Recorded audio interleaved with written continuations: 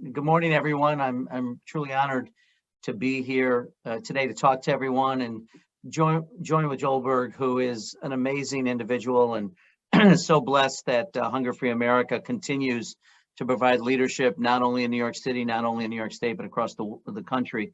And so grateful for his passion, his leadership. He's really an inspiring guy. So Joel, thank you for your continued work, and I'm also delighted to be joined by Santiago Peralta and Oswaldo Coelho, who are going to be speaking from the community's perspective about the challenges that folks are facing. But I do, and I'm grateful, even as we celebrate tomorrow, the national holiday of Thanksgiving, and for some who are blessed, they'll have an opportunity to be with family and eat extravagant meals, probably eat too much, but for too many families in my community and in the city, across the state and across the country, it will be yet another day that they'll go hungry. And the report that Joel's referencing by Hunger Free America talks about the critical nature of what we're facing and how many families are really not only had been pressed before, but the pandemic has severely exacerbated the hunger crisis.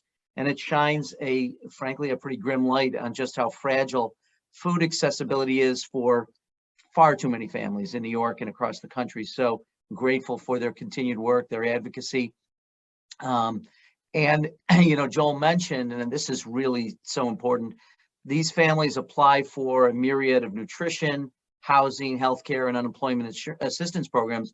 We continue to see how administrative burdens too often prevent people from accessing critical benefits. And what I know just in my hometown of Rochester, you could be forced as a person who's applying for assistance to go to a number of different offices, fill out all kinds of forms, gather all kinds of documentation, and it just adds to, I think the imagery which Joel uses of climbing the Himalayas with lead in your backpack is such an apt way of visualizing the real challenge and real struggle that people go through. And I've been working locally in Rochester to try to address those administrative burdens, and we're trying to work on sort of a systemic way of dealing with social, health, and educational challenges that people face. But I'm really, really excited. Joel came to me, I guess now about 3 years ago, with the idea that led to the HOPE Act, which is a bill that Senator Gillibrand, another proud New Yorker and a great friend, are working together to enact, which would streamline these services and eliminate the barriers that hold people back from receiving the resources and benefits that they need, but that they deserve and they're entitled to.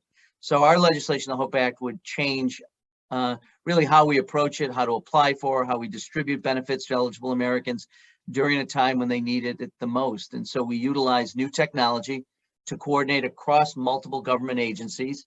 Too often we built programs in government to try to address needs, but we build them in silos, and they don't really allow people to sort of braid what we call braiding,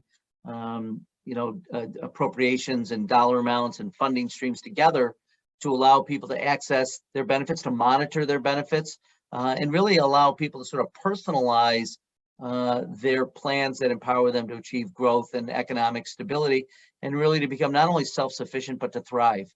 So government services are supposed to do that, serve the people, and yet too many who struggle are forced to navigate this complex bureaucratic red tape to receive assistance. They may not even know what services are available to them and those services that they're eligible for. So especially now during the pandemic, which we hope is we're in the tail end, the latter days, but you're never sure, and you're seeing a spike now in the number of cases being reported.